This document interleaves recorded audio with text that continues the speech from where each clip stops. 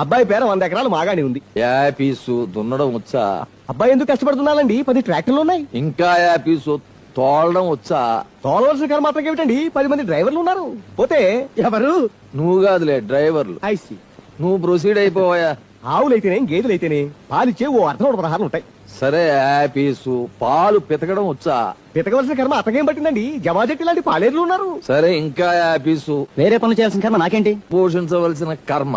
దానికి అబ్బాయి గారికి లోటు ఏమిటండి, ఎడాపెడా బోల్డ్ డబ్బు. రేపది పోతే ఎందుకు పోతుంది? డబ్బు గనక.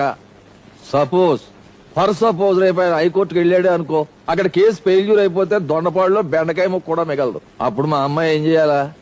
రైలు స్టేషన్ లో తెల్లగచ్చు మీద నల్ల దుప్పటి పరుచుకుని ఎల్లగదలే పడుకోవాలా. ఇలాంటి అదవ సంబంధాలు ఎప్పుడు తీసుకురాకు.